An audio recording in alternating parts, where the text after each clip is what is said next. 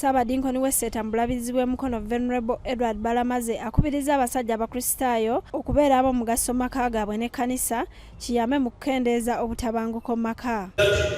Era omwana gukwata ki butereevu kubanga taata yasabye mu ki ekyawandibwa ekikulu nnyo basaba nga tujja kulonda ku lwaleero nga tubateekako okubayingiza mu kibiina kyammwe Katonda atubeere weyagalame.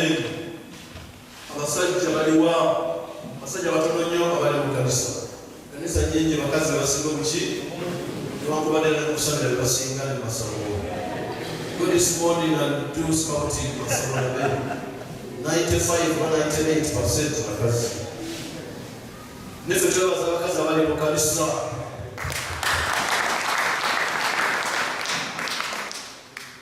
Kati basajja ogwo mulimu gwaffe tunyirikire co-driver abakutwala ekifo kyaffe ekyokufuna ekyobo-driver.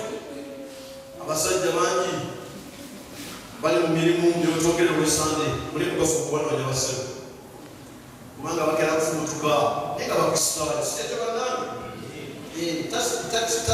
takisi tonesinga zivugibwa baki kati mulowooza ku basajja bali mu takisi mu mulimu gwa takisi bangi nodesanga twabuuza takisi zaabwe banyagadde okujja mu kyaki tusobola tutya okubakolamu obuweereza abatakisi abo tubatayizeka mugezi nga bapaakinze tukolewo kyokubaali mu paaka obatereka takisi wano kunabusuka ku misinde.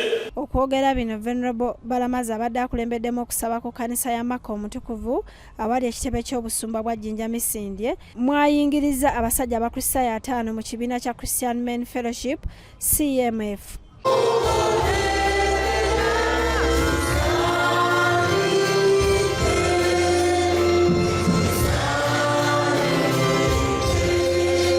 Bw'abadde abuulira Venerable Balamaze agambye eti kyennyamiza nti abasajja tebalabikako mu kanisa ate n'ewaka tebaliiyo, kitegeeza nti tebakola bigasa famire zaabwe ekiviiriddeko ne famire nnyingi okubeeramu obutabanguko.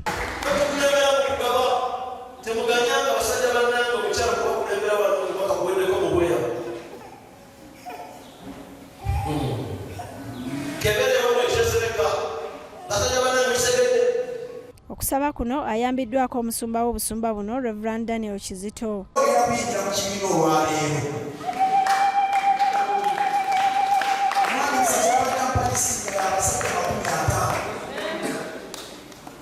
makumi ataano n'omusomi naye nga nkyalise ng'okusoma mandisasubizaako koordinate nga mmerese kubanga amanya 50 n'okusingamu. Abasajja 5 beewaddeyo okuweereza Katonda nga bayita mu kibiina kya Christian Men Fellowship ne bakuba n'ebirayiro. Tugenda kulayira olunamala okulayira then kimba oluyimba lwaffe tubasabire then tubakwasa ebbaluwa peegi ey'okuna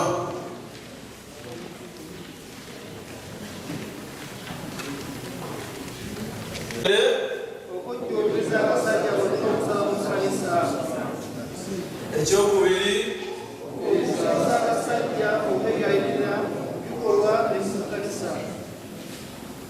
ekyokusatu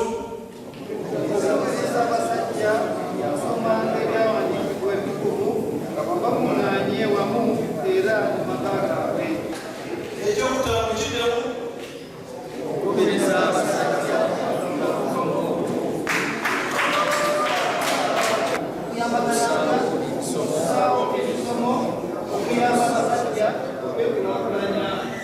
oyagala okuyingira mu kibiina ky'abasajja abakristaayo onootukkirizanga ebigendererwa by'ekibiina ebyo waggulu.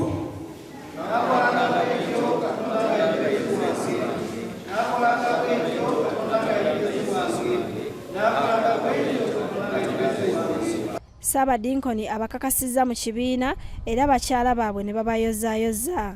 Omusaba Katonda kaffe n'omwana omuntu gubeewo ku basajja balabakristaayo n'abatabakristaayo omusoko gwe kuffe ffenna gwonna okutubaako emirembe egitaggwaawo.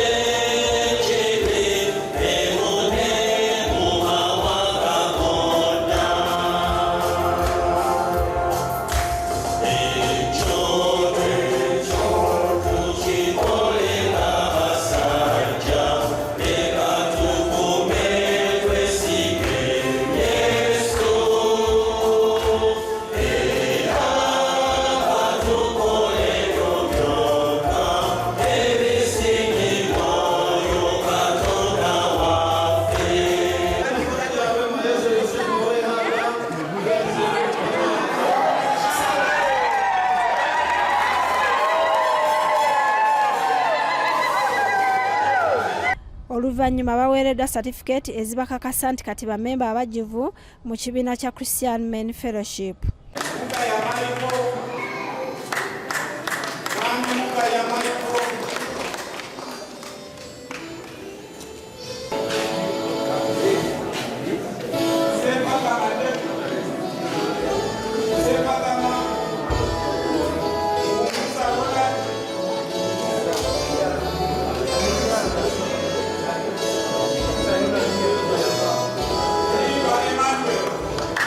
Herbert Senfuma akulira abasajja abakristaayo mu bulabirizi agambye nti kyassanyu abasajja okwewaayo okuweereza Katonda kubanga kigenda kuyamba n'okuggumiza amaka gaabwe.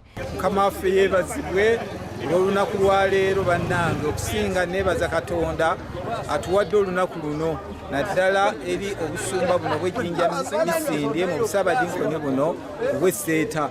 Mukama atukoze bulungi.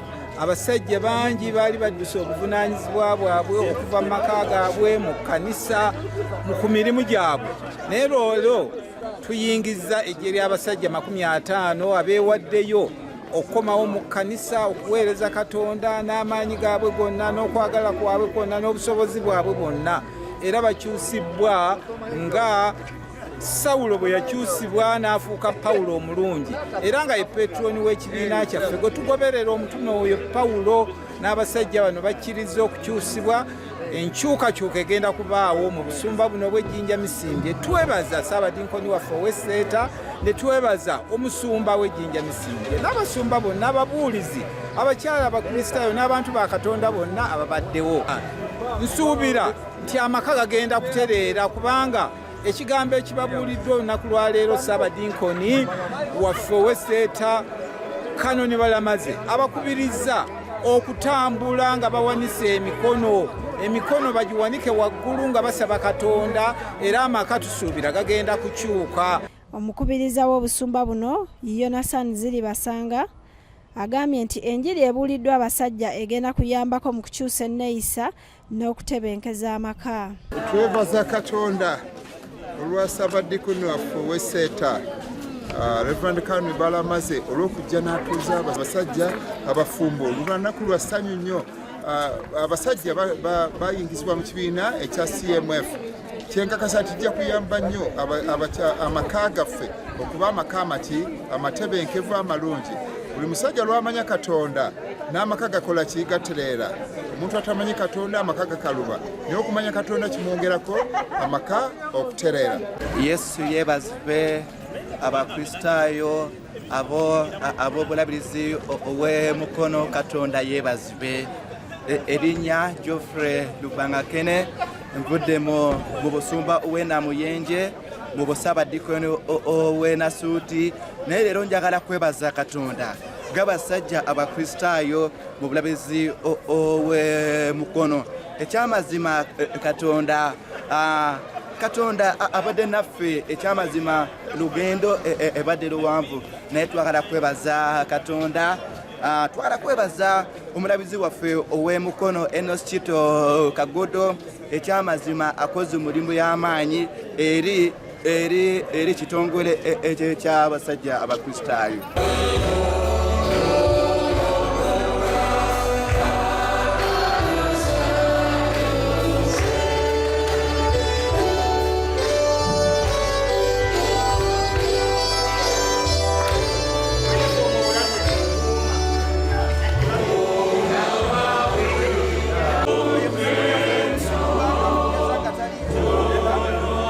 Do you have a business trip, a study tour, a vacation, or intentions of enjoying the unique tourism sites? We introduce to you Buvuma Palm Resort in Buvuma Islands, a unique place to be for all your accommodation needs with spacious cottages, well suited in a good environment, overlooking a serene ecosystem with a rare view of Lake Victoria right from your bedroom.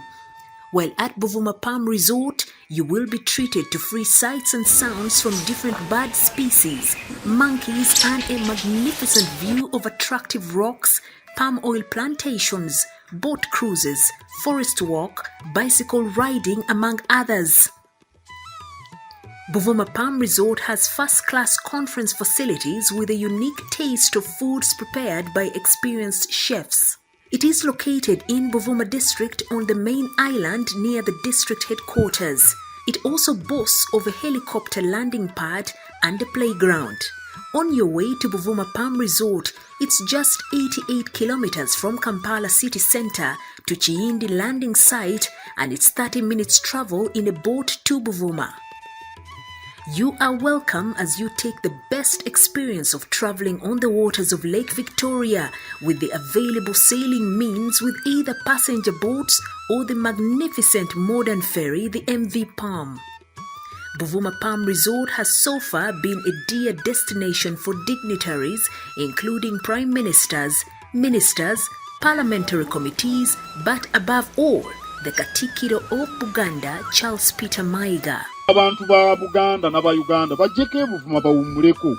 Waliyo hoteri ng'eno Palm Resort. Bintu bya mulembe.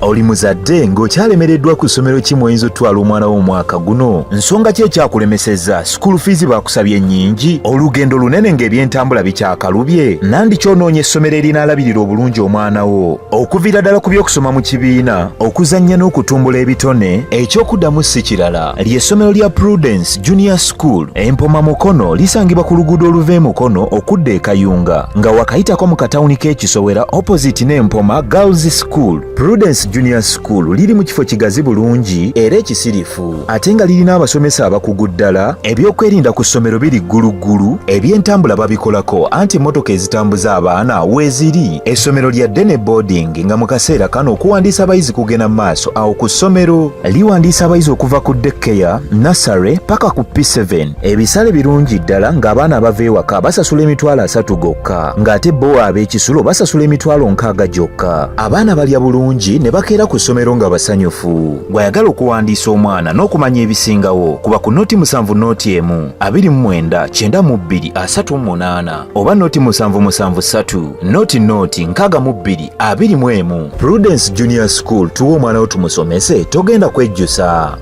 Our dear parents, thank you for paying us school fees, and we still need your support because education is the key.